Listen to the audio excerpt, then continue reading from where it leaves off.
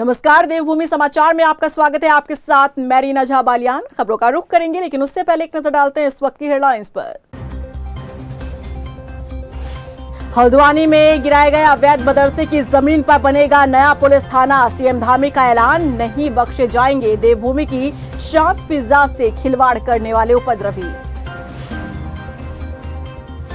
हरिद्वार में सीएम धामी का mega show, नारी शक्ति महोत्सव में उमड़ी लाखों की भीड़। जिले को दी 1100 करोड़ से अधिक की परियोजनाओं की सौगात। 14 फरवरी को सीएम धामी की अध्यक्षता में कैबिनेट बैठक। मंत्रिमंडल की बैठक में यूसीसी के क्रियान्वयन और बजट सत्र पर होगी चर्चा। लोकसभा चुनाव के चलते तय वक्त से पहले हो सकता है उत्तराखंड बजट सत्र। राज्यसभा जाएंगे महेंद्र भट्ट, पार्टी ने दिया टिकट। लोकसभा चुनाव में ब्राह्मण चेहरे का मिल सकता है फायदा। सीमांत क्षेत्र के वोटर्स को साधने की कोशिश। और चलिए बुलेटिन की शुरुआत कर लेते हैं। हल्द्वानी हिंसा के बाद सख्त तेवर में दिख रहे मुख्यमंत्री पुष्कर सिंह धामी ने एक बड़ा बयान दिया है। सीएम धामी ने कहा कि बनभूलपुरा में अवैध अतिक्रमण वाली जगह पर अब पुलिस थाना बनवाया जाएगा। हरिद्वार में एक जनसभा को संबोधित करते हुए मुख्यमंत्री ने फिर एक बार सख्त लहजे में राज्य का माहौल खराब करने की कोशिश करने वालों को चेतावनी दी है। भाइयों बहनों, ये जो बनभूलपुरा है, ये बनभूलपुरा में जो एक बगीचा था, जो अतिक्रमण, जिस पर अतिक्रमण था, उस अतिक्रमण को हटाया गया है, जिसमें कई एकड़ भूमि निकली है।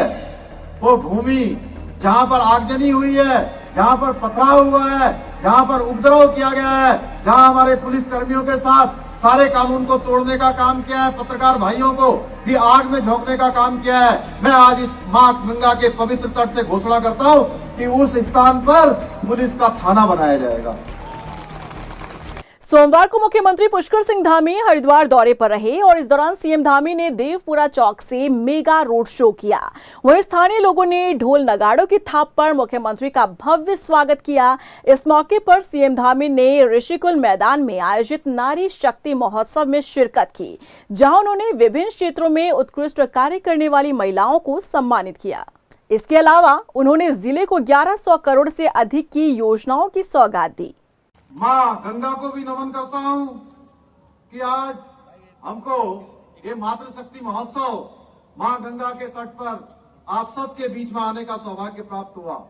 आज के इस कार्यक्रम में बहुत सारी योजनाओं का आज यहाँ लोकार्पण हुआ है, शिलान्यास हुआ है, जिसमें 1168 करोड़ रुपए की लागत से 158 विकास योजनाओं का लोकार्पण और शिलान्यास किया गया है, जिससे राज्य सरकार द्वारा शहरी क्षेत्र की संपूर्ण जो सीवरेज व्यवस्था के सुधारीकरण के लिए जर्मन बैंक की मदद से 583 करोड़ की स्वीकृति परियोजना का ग्रामीण एवं नगरीय क्षेत्रों में पेयजल व्यवस्था, पर्यटक स्थलों के विकास, पार्किंग व्यवस्था सहित अन्य कार्यों का आज यहाँ पर शिलान्यास किया गया है। 14 फरवरी को मुख्यमंत्री पुष्कर सिंह धामी की अध्यक्षता में कैबिनेट बैठक होनी है। माना जा रहा है कि ये बैठक काफी अहम रहेगी।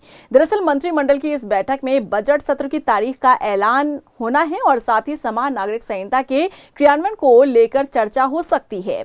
कहा जा रहा है कि इस साल बजट सत्र अपने तय वक्त से पहले आयोजित होगा, जिसकी वजह आगामी लोकसभा चुनाव है। बता दें कि लोकसभा चुनाव के चलते मार्च महीने में आचार संहिता लागू हो सकती है। वहीं हल्द्वानी में हुई हिंसा को मुस्लिम धर्मगुरुओं ने प्रशासनिक चूक करार दिया है। सोमवार को देहरादून में मीडिया से बातचीत के दौरान जामा मस्जिद में जमात-ए-इस्लामी हिंद और जमीयत उलेमा उत्तर प्रदेश के साथ ही मुस्लिम सेवा संगठन से जुड़े लोगों ने दावा किया कि पूरी घटना में प्रशासन की चूक रही है। उन्होंने कहा कि बाहरी इलाकों से आए लोगों ने हिंसा को अंजाम दिया है। तो मेरे मोहतरम बुजुर्गों, तो ये तमाम चीज़ें जो है ना, ये कोई मुनासिब नहीं, सुटेबल नहीं है, समझे। इससे बहुत बड़ा मतलब कि सभी का नुकसान होता है, समझे, कि खाली मेरा ही नुकसान होता है। जब आग जलती है ना, आग लगती है घरों में, तो वहाँ मेरा ही घर थोड़ा होता है, और भी घर होते हैं जो जल जाते हैं। तो भाई इसलिए इंसाफ से काम होना चाहिए, इंसाफ के साथ बात होनी चाहिए, सबकी बातें सुननी चाहिए। घटना घटी उसकी सारी जिम्मेदारी वहाँ के एडमिनिस्ट्रेशन पर आती है। तो ये जो तरीका है ये बहुत मुस्तकबिल में और देश के शहरियों को, अवाम को और मुसलमानों को सख्त नुकसान पहुंचाने के लिए किया गया है। अलबत्ता जहां पर ये बात बताई गई कि वहां पर कुछ गाड़ियों को जलाया गया या कुछ सामान को जलाया गया या बताया जा रहा है कि पुलिस स्टेशन पर हमला किया गया, हम उन चीज़ों की मजम्मत करते हैं, लेकिन वहाँ जो लोगों पुलिस फायरिंग ना वहाँ पर कोई सही लाठीचार्ज हुआ, ना वहाँ कोई आंसू गैस बरसाए गए, ना ही वहाँ पर कोई लोगों को टीयर गैस पानी छोड़ा गया, बगैर उसके बड़ी गनों से, मशीन गन से फायरिंग की। हल्द्वानी हिंसा प्रभावित क्षेत्र बनभूलपुरा से सटे गांधीनगर इलाके में लोग अब भी सहमे हुए हैं। स्थानीय लोगों का कहना है कि वो हिंसा के उस मंजर को नहीं भूल पा रहे। उन्होंने बताया कि वो अब भी रात जाग कर काट रहे हैं। हालांकि हिंसा के बाद से ही गांधीनगर में भी भारी पुलिस फोर्स तैनात है। वहीं बीजेपी जिला अध्यक्ष ने क्षेत्रवासियों को हर संभव मदद का भरोसा दिलाया है। यहाँ पे बस एक डर का माहौल है और जैसे भी दे रहे हैं, बहुत लोग डरे हुए हैं यहाँ के। और जैसा ये हुआ है, हमने सोचा नहीं था कि इतना अच्छा खतरनाक माहौल वहाँ जाएगा। और हम ही जानते हैं कि हम कैसे रह रहे हैं। खाने से परेशान है हमारे बच्चे, पीने से परेशान है, कोई जा नहीं सकता, कोई आ नहीं सकता। तो एक ये सुनियोजित चाल थी जो सरकार के खिलाफ थी। लोग चाह रहे थे कि प्रशासन को जो है सबक सिखाने का जो प्रयास लोग कर रहे थे, ये उपद्रवी लोग, ये इनकी हम निंदा करते हैं। और इसके साथ साथ ही जो अभी घटनाक्रम चल रहा है, इसमें जांच होनी चाहिए, हम मांग करते हैं। और जो भी उपद्रवी हैं उनके खिलाफ कार्रवाई सख्त से सख्त होगी और वो चल भी रही है। हमने भी इस मामले में भी मांग की थी, माननीय मुख्यमंत्री जी भी यहाँ आए थे। उधर केंद्रीय रक्षा मंत्री राजनाथ सिंह सोमवार शाम राजधानी देहरादून पहुंचे, जहां उनका स्वागत मुख्यमंत्री पुष्कर सिंह धामी ने किया। सीएम धामी के साथ बीजेपी प्रदेश अध्यक्ष महेंद्र भट्ट भी मौजूद रहे। आपको बता दें कि केंद्रीय रक्षा मंत्री राजनाथ सिंह देहरादून के एक स्कूल में आयोजित कार्यक्रम में शामिल होने पहुंचे हैं। बीजेपी केंद्रीय नेतृत्व ने एक बार फिर से अपने फैसले से सबको चौंका दिया है। राज्यसभा की एक सीट पर बीजेपी किसे उम्मीदवार बनाएगी, इस पर बना संशय खत्म हो गया है। बीजेपी ने सबको चौंकाते हुए बीजेपी प्रदेश अध्यक्ष महेंद्र भट्ट का नाम आगे किया है। आखिर महेंद्र भट्ट को प्रत्याशी बनाने के पीछे बीजेपी की क्या है मंशा, समझिए इस रिपोर्ट में। बीजेपी केंद्रीय नेतृत्व ने फिर चौंकाया। महेंद्र भट्ट पर पार्टी ने आशीर्वाद बरसाया। राज्यसभा में बलूनी को नहीं किया रिपीट। राज्यसभा की खाली हो रही एक सीट, बीजेपी ने महेंद्र भट्ट को बनाया राज्यसभा उम्मीदवार। बीते कुछ समय में बीजेपी ने बैक टू बैक चौंकाने वाले फैसले लिए हैं। अब एक बार फिर बीजेपी केंद्रीय नेतृत्व ने सबको चौंकाते हुए राज्यसभा की खाली हो रही एक सीट पर प्रत्याशी उतारा है। पार्टी ने बीजेपी प्रदेश अध्यक्ष महेंद्र भट्ट को राज्यसभा के लिए प्रत्याशी बनाया है। दरअसल मौजूदा समय में अनिल बलूनी उत्तराखंड से राज्यसभा सांसद हैं। उनका कार्यकाल अप्रैल में खत्म होने जा रहा है और उनकी खाली हो रही सीट पर महेंद्र भट्ट को पार्टी के द्वारा उम्मीदवार बनाया गया। यानी कि जो अटकलें अनिल बलूनी को राज्यसभा सीट पर रिपीट को लेकर चल रही थी, उन पर भी पार्टी ने विराम लगा दिया। लेकिन क्या कारण है कि बीजेपी प्रदेश अध्यक्ष महेंद्र भट्ट का नाम पार्टी ने राज्यसभा प्रत्याशी के तौर पर आगे किया है? आखिर क्या कुछ समीकरण महेंद्र भट्ट को राज्यसभा सीट पर उम्मीदवार बनाकर पार्टी ने साधने की कोशिश की है, चलिए आपको बताते हैं। सीमांत जनपद को साधने का काम बीजेपी ने किया है। सीमांत जनपद से राज्यसभा उम्मीदवार तय किया ताकि यहां के वोटर्स को लोकसभा चुनाव में साधने का काम किया जा सके। दूसरा कारण ब्राह्मण चेहरा माना जा रहा है। महेंद्र भट्ट को राज्यसभा उम्मीदवार बनाकर पार्टी ने ब्राह्मण वोटों को भी साधने का काम किया है। ठाकुर वोटरों को साधने के लिए मुख्यमंत्री का पद पुष्कर सिंह धामी को पार्टी ने सौंपा। संगठन से जुड़े कार्यकर्ताओं को साधने की भी कोशिश की गई है। उत्तराखंड बीजेपी संगठन की जिम्मेदारी इस समय महेंद्र भट्ट के कंधों पर है। लोकसभा चुनाव से पहले संगठन के मुखिया को राज्यसभा भेजकर पार्टी ने संदेश दिया कि संगठन के लिए जो भी काम कर रहा है, पार्टी समय आने पर उनको मौका देने से नहीं चूकेगी, जिससे संगठन से जुड़े कार्यकर्ताओं और पदाधिकारियों में उत्साह देखने को मिल रहा है। एक संदेश पार्टी ने ये भी दिया है कि यदि कोई गुटबाजी के चक्कर में नहीं पड़ता है तो पार्टी उसका पूरा ख्याल रखेगी। यही वजह है कि 2022 के विधानसभा चुनाव में मुख्यमंत्री पुष्कर सिंह धामी के चुनाव हारने के बाद भी पार्टी ने उन्हें फिर से मुख्यमंत्री बनाया और फिर उसी तरीके से महेंद्र भट्ट को पार्टी ने प्रदेश अध्यक्ष बनाया, जो कि 2022 का विधानसभा चुनाव हार चुके थे और फिर राज्यसभा का उम्मीदवार पार्टी ने उन्हें बनाया है। महेंद्र भट्ट पार्टी में खासे प्रभाव वाले नेता के रूप में उभरे हैं, जिन्हें पार्टी ने बहुत कुछ दिया। उत्तराखंड में पहले युवा मोर्चा के अध्यक्ष की जिम्मेदारी महेंद्र भट्ट निभा चुके हैं, तो 2 बार के विधायक भी महेंद्र भट्ट रह चुके हैं, जबकि प्रदेश अध्यक्ष की जिम्मेदारी मौजूदा समय में उनके पास है और अब राज्यसभा जाना उनके लिए लगभग तय है, जिससे माना जा रहा है कि महेंद्र भट्ट बीजेपी में एक बड़े नेता के रूप में खुद को स्थापित कर चुके हैं। अपने राष्ट्र नेतृत्व का, अपने राष्ट्र आदरणीय नड्डा जी का, हमारे प्रधानमंत्री मोदी जी का और प्रदेश के मुख्यमंत्री पुष्कर धामी जी का हृदय से आभार व्यक्त करता हूँ। मुझे जैसे साधारण कार्यकर्ता को एक महत्वपूर्ण जिम्मेदारी दी है। मैं विश्वास दिलाता हूँ कि संगठन के कार्यों को लेकर और सरकार के साथ विकास कार्यों के विषय को लेकर जो भी दायित्व पार्टी मुझे देगी और सरकारी दृष्टिकोण से मैं कहूँ तो जो भी काम मेरे लायक होगा उसको मैं निष्ठा से करने का प्रयास करूँगा। महेंद्र भट्ट का राज्यसभा पहुंचना तय है, क्योंकि संख्या बल के आधार पर आंकड़ों पर नजर दौड़ाएं तो बीजेपी के पास 70 विधानसभा सीटों में से 47 विधायक हैं, यानी कि वोटिंग होने पर भी महेंद्र भट्ट का राज्यसभा पहुंचना तय है, जबकि कांग्रेस पूरी तरीके से वॉकओवर देने का मन बना चुकी है। मैं सबसे पहले केंद्र नेतृत्व का आभार और धन्यवाद करता हूं कि उन्होंने जमीन से जुड़े हुए कार्यकर्ता हमारे प्रदेश अध्यक्ष माननीय महेंद्र भट्ट जी को राज्यसभा के लिए नामित किया है और जिस प्रकार से आदरणीय महेंद्र भट्ट जी ने जमीन से जुड़ करके पार्टी को खड़ा करने का काम किया है और जिस प्रकार से उन्होंने अखिल भारतीय विद्यार्थी परिषद से लेकर के भारतीय जनता पार्टी के विभिन्न पदों पर रहते हुए पार्टी के लिए कार्य किया है और केंद्र नेतृत्व के द्वारा जब जब अन्य राज्यों में चुनाव हुए उन राज्यों में जो जिम्मेदारी उनको सौंपी गई उसमें उन्होंने जो कार्य किया उसको देखते हुए केंद्र नेतृत्व द्वारा उनको राज्यसभा के लिए उम्मीदवार बनाया गया है। देखिए, ये भारतीय जनता पार्टी का अपना अंदरूनी मामला, वो किसको राज्यसभा चुनाव लड़ाती है, किसको नहीं लड़ाती है, किसका टिकट काटती है, उनका अपना मामला, पार्टी का निजी मामला है। लेकिन हम इतना जरूर कहेंगे कि अच्छा काम किया उन्होंने, कार्यकर्ता को मैदान में उतारा है, कार्यकर्ता को पुरस्कृत करने का काम किया है और माननीय महेंद्र भट्ट जी को मेरी हार्दिक शुभकामनाएं हैं, हमारी पार्टी की तरफ से हार्दिक शुभकामनाएं, हार्दिक बधाई है और उनसे उम्मीद है कि उत्तराखंड के हित में उत्तराखंड की आवाज़ को राज्यसभा में उठाने का काम करेंगे और जिस तरीके से जहाँ के वो रहने वाले हैं, जोशीमठ का जो हमारा इलाका है, जो भूधसाव वहाँ पर हुआ है, वहाँ के लोगों के पुनर्वास के लिए केंद्र सरकार से नई योजना स्वीकृत कराने में सफल रहेंगे, ऐसी हमारी कामना है। अनिल बलूनी की जगह महेंद्र भट्ट राज्यसभा की सीढ़ियां चढ़ने जा रहे हैं, लेकिन राज्यसभा सांसद के तौर पर अनिल बलूनी ने उत्तराखंड में कई बड़े काम किए हैं। ऐसे में महेंद्र भट्ट से भी उत्तराखंड की जनता को ऐसी ही उम्मीदें हैं। वहीं टनकपुर के गांधी मैदान में केंद्रीय मंत्री नितिन गडकरी के प्रस्तावित दौरे की तैयारी चल रही है। आपको बता दें कि मंगलवार को केंद्रीय मंत्री उत्तराखंड दौरे पर आ रहे हैं और अपने इस दौरे में मंत्री गडकरी चंपावत की जनता को संबोधित करेंगे, जिसमें वो जनता को जन कल्याणकारी योजनाओं की जानकारी देंगे।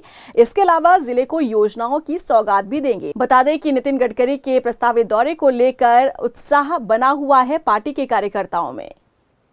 कल हमारे केंद्रीय सड़क परिवहन मंत्री आदरणीय नितिन गडकरी जी का टनकपुर का दौरा है और इस दौरे में केंद्र की उनके मंत्रालय से संबंधित केंद्रीय कई सारी योजनाओं का वो शिलान्यास भी करेंगे और कुछ नई इस क्षेत्र के लिए सौगात भी यहाँ वो दे के जाएंगे। संगठन की ओर से पूर्ण तैयारी है। संगठन की ओर से जो भी संगठन के लोग हैं, संगठन की जो कार्यकर्ता हैं, उनको लाने की तैयारी है। सितारगंज में बीजेपी अल्पसंख्यक मोर्चा के मंडल अध्यक्ष शहनवाज हुसैन के नेतृत्व में दर्जनों कार्यकर्ताओं ने गांव चलो अभियान के तहत ग्रामीण जनसंपर्क किया। इस संवाद में बीजेपी कार्यकर्ताओं ने ग्रामीणों को जन कल्याणकारी योजनाओं से रूबरू करवाया। अल्पसंख्यक मोर्चा के मंडल अध्यक्ष ने बताया कि इस अभियान का उद्देश्य है कि जनता ज्यादा से ज्यादा सरकार की योजनाओं का लाभ उठा सके। आज घर घर गांव चलो अभियान उत्तराखंड के अंतर्गत जो योजना चलाई जा रही है, इस पे मुझे प्रवासी बनाया है बूथ नंबर 67 फुरकान अली जी के वहाँ, जो हम बूथ पे जाकर घर घर जाकर केंद्र सरकार की जो जो योजनाएं हैं वो हम लोगों को बता रहे हैं, उससे जागरूक करा रहे हैं। मशरूम गर्ल के नाम से मशहूर उत्तराखंड की दिव्या रावत को पुलिस ने गिरफ्तार कर लिया है। धोखाधड़ी और जालसाजी के आरोप में दिव्या और उनके भाई को पुणे पुलिस ने अरेस्ट किया है। आखिर क्या है धोखाधड़ी का ये पूरा मामला, देखिए इस रिपोर्ट में। मशरूम गर्ल से मशहूर दिव्या रावत गिरफ्तार। उत्तराखंड की दिव्या रावत को पुणे पुलिस ने किया गिरफ्तार। धोखाधड़ी और जालसाजी के आरोप में किया अरेस्ट। लाखों की धोखाधड़ी का है मामला। दूसरों के लिए प्रेरणा, महिला सशक्तिकरण का जीता जागता उदाहरण दिव्या रावत, जो उत्तराखंड के मशरूम गर्ल के नाम से मशहूर हैं, जिन्होंने अपने काम से नाम कमाया। उत्तराखंड में महिलाओं को इस काम से जोड़ा। हालांकि अब दिव्या रावत पर मुश्किलों का पहाड़ टूट पड़ा है। दिव्या रावत पर धोखाधड़ी और जालसाजी के आरोप लगे हैं और अब इस आरोप में पुणे की पुलिस ने दिव्या और उनके भाई राजपाल रावत को गिरफ्तार कर लिया है। जानकारी के मुताबिक दिव्या रावत ने देहरादून में पुणे के कारोबारी के खिलाफ दर्ज मुकदमे में बचाव के लिए उनसे रुपयों की मांग की थी। वहीं पुलिस ने दिव्या रावत और उनके भाई को गिरफ्तार कर मामले की जांच तेज कर दी है। अब आपको बताते हैं कि आखिर ये धोखाधड़ी का मामला है क्या। साल 2019 से जुड़ा है ये मामला। पुणे के जितेंद्र नंद किशोर ने शिकायत दर्ज कराई थी कि उनकी कंसल्टेंसी फर्म है, जिसे वो घर से ही ऑनलाइन और फोन के माध्यम से चलाते हैं। साल 2019 में वो उद्योग शुरू करना चाहते थे। इसी दौरान फेसबुक के माध्यम से दिव्या रावत की बहन शकुंतला से उनका परिचय हुआ। शकुंतला ने देहरादून में मशरूम उत्पादन के बारे में उन्हें जानकारी दी। शकुंतला ने जनवरी 2019 में उन्हें देहरादून के मोथरोवाला में प्रशिक्षण के लिए बुलाया। यहाँ उनकी मुलाकात दिव्या रावत से हुई। प्रशिक्षण के बाद तबियत बिगड़ने के कारण जितेंद्र किशोर वापस पुणे चले गए। दिसंबर 2019 में पीड़ित के पास दिव्या का फोन आया। उन्हें सौम्या फूड्स प्राइवेट लिमिटेड से जुड़ने का ऑफर दिया गया। दिव्या ने जितेंद्र को देहरादून बुलाया। रिवर्स माइग्रेशन 2020 प्रोजेक्ट के तहत मशरूम उत्पादन में पार्टनरशिप का प्रस्ताव दिया गया। प्रोजेक्ट शुरू करने से पहले वो प्रशिक्षण के लिए टीम के साथ गुजरात पहुंचे। वहां उन्होंने मशीनें भी खरीदी।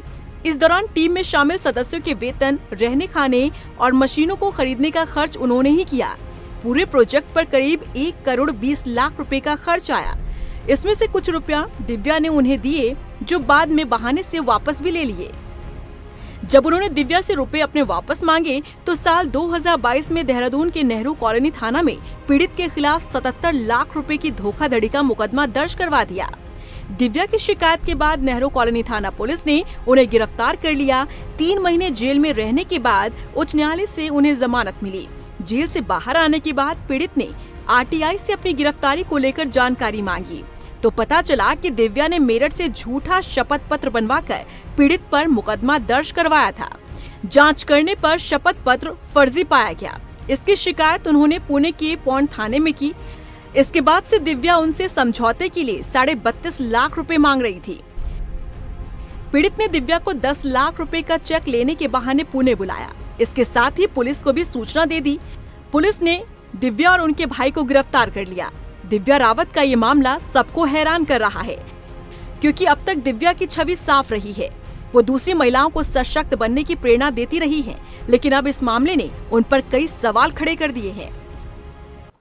सोमवार को राजधानी देहरादून में प्रदेश भर से आए सफाई कर्मचारियों ने हल्ला बोल किया। अपने हाथों में झाड़ू लिए सड़क पर उतरे सफाई कर्मचारियों ने सचिवालय कूच किया। हालांकि पुलिस ने उन्हें सचिवालय पहुंचने से पहले ही रोक दिया। बता दें कि इस दौरान सफाई कर्मियों और पुलिस के बीच झड़प भी हुई। वहीं नाराज कर्मियों ने बताया कि वो सरकार से ठेकेदारी प्रथा और वन टाइम सेटलमेंट को समाप्त करने की मांग कर रहे हैं, लेकिन सरकार उनकी मांग पर कोई ध्यान नहीं दे रही।